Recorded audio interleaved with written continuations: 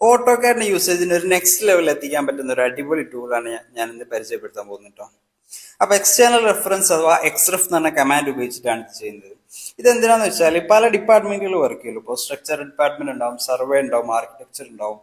അപ്പോൾ ഇവരുടെ തമ്മിലുള്ള പരസ്പരം ഫയലുകൾ ഒന്ന് മറ്റൊന്നിലേക്ക് കോപ്പി ചെയ്യാതെ തന്നെ എക്സ്റ്റേണലായി റെഫർ ചെയ്തുകൊണ്ട് ആ വർക്ക് ഇങ്ങനെ വേറെ ഡിപ്പാർട്ട്മെന്റിലുള്ള ആൾക്കാർക്ക് ചെയ്യാൻ പറ്റും എന്നുള്ളത് നോക്കുന്നത്. എന്ന് വെച്ചാൽ ഇതിപ്പോ ഒരു സർവേന്റെ ഫയലാണ്. അപ്പൊ അത് ഈ സ്ട്രക്ചറൽ എഞ്ചിനീയർ ഈ ഫയലിലേക്ക് എത്തിക്കണം. പക്ഷെ ഈ ഫയലിന്റെ സൈസ് ഒരുപാട് കൂടാൻ പാടില്ല. അതേപോലെ തന്നെ ഇൻ കേസ് ഇപ്പോൾ സർവേർ എന്തെങ്കിലും ചേഞ്ചസ് വരുത്തുകയാണെങ്കിൽ അത് സ്ട്രക്ചറൽ എഞ്ചിനീയർക്ക് അപ്പം തന്നെ മനസ്സിലാവുകയും ചെയ്യണം. അപ്പൊ അതിനുപയോഗിക്കുന്ന കമാൻഡാണ് XR എന്ന് ടൈപ്പ് ചെയ്തിട്ട് നമ്മളെ എവിടാണോ നമ്മളെ ലൊക്കേഷൻ ഉള്ളത് ആ ഫയലിലെ ലൊക്കേഷൻ ഉള്ളത് നമുക്ക് റെഫർ ചെയ്യേണ്ട ഫയലിലെ ലൊക്കേഷന് അത് സെലക്ട് ചെയ്ത് ഓക്കെ അടിച്ചാൽ ഇപ്പൊ വന്നത് കണ്ടില്ലേ. ഇപ്പൊ ആ സർവേന്റെ ഫയലാണ് ഇവിടെ കാണുന്നത്. ആ സെയിം ഫയൽ സർവേർ വർക്ക് ചെയ്യുമ്പോൾ തന്നെ സ്ട്രക്ചറൽ എഞ്ചിനീയർക്ക് കാണാൻ പറ്റും. ഇനിയിപ്പോ സർവേർക്ക് എന്തെങ്കിലും മാറ്റം വരുത്താന്ന് തോന്നുക, ഇപ്പൊ സർവേർ അതിൽ ഏതെങ്കിലും ഒരു പ്രാവശ്യം ഡിലീറ്റ് ചെയ്ത് എന്നിട്ട് സർവേർ എപ്പോൾ തന്നെയാണോ അത് സേവ് ചെയ്യുന്നത് ആ സ്പോട്ടിൽ തന്നെ ബാക്കിയുള്ള ഡിപ്പാർട്ട്മെന്റ്സിനെ അത് നോട്ടിഫിക്കേഷൻ വരികയും ചെയ്യും.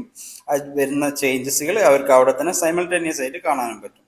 അപ്പൊ ഇത് പല ഡിപ്പാർട്ട്മെന്റുകൾ വർക്ക് ചെയ്യുന്ന വർക്കുകൾ ഉണ്ടാവില്ലേ. ഇപ്പൊ സ്ട്രക്ചർ, പിന്നെ MEP, ഇങ്ങനെ പല ഡിപ്പാർട്ട്മെന്റുകൾ വർക്ക് ചെയ്യുന്നിടത്ത്